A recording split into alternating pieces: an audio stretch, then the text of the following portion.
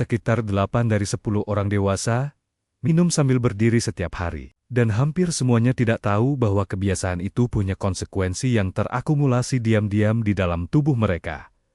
Bukan konsekuensi yang langsung terasa besok, tapi sesuatu yang bekerja pelan-pelan, setiap hari. Sampai suatu titik tubuh mulai memberi sinyal bahwa ada yang tidak beres. Pertama, kita perlu pahami dulu bagaimana sistem pencernaan manusia dirancang bekerja. Tubuh manusia punya katup di antara kerongkongan dan lambung. Namanya sphincter esophagus. Bagian bawah, tugasnya adalah mengatur apa yang boleh masuk ke lambung dan memastikan isi lambung tidak naik kembali ke atas. Katup ini bekerja paling optimal saat tubuh dalam posisi duduk atau berbaring dengan sudut tertentu. Posisi ini memberi waktu dan ruang bagi katup untuk membuka dan menutup dengan ritme yang tepat. Saat kamu berdiri dan minum, gravitasi menarik cairan langsung ke bawah dengan kecepatan penuh. Cairan meluncur lebih cepat dari yang bisa diantisipasi katup itu.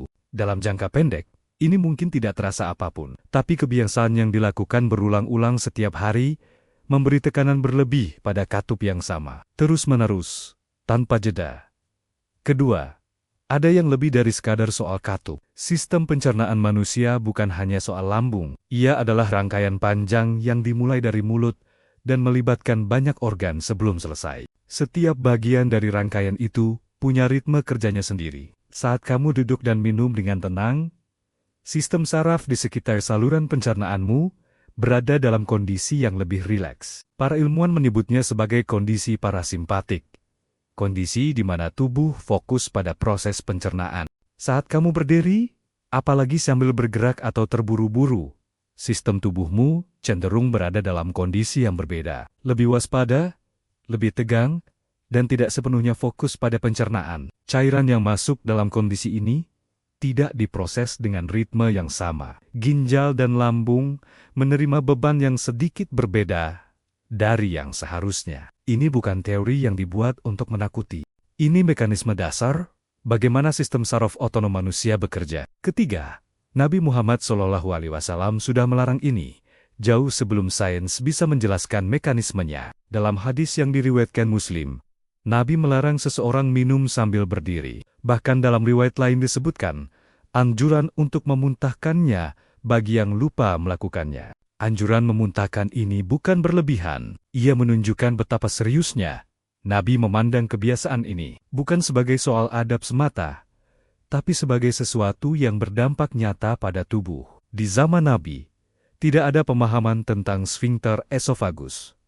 Tidak ada konsep sistem saraf otonom. Tidak ada penelitian tentang refluks asam lambung. Tapi larangannya tepat mengarah ke mekanisme yang baru kita pahami sekarang. Keempat, ada konteks modern yang membuat ini lebih relevan dari sebelumnya. GERD, reflux asam lambung, adalah salah satu gangguan pencernaan paling umum di zaman sekarang. Gejalanya bisa ringan, rasa terbakar di dada setelah makan. Tapi kalau dibiarkan bertahun-tahun, kerusakan pada lapisan kerongkongan bisa menjadi serius. Para dokter yang menangani pasien GERD hampir selalu menyertakan satu anjuran yang sama dalam daftar perubahan gaya hidup yang perlu dilakukan. Duduk dengan tenang saat makan dan minum. Hindari makan dan minum dalam kondisi terburu-buru.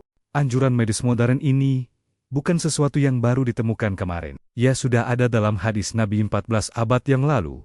Hanya belum punya nama ilmiah saat itu. Kelima, ini mengajak kita untuk melihat sunnah dengan cara yang berbeda. Banyak dari kita mempraktikkan sunnah karena iman, karena percaya bahwa apa yang diajarkan Nabi adalah benar. Meski belum tahu alasannya, itu adalah fondasi yang kuat.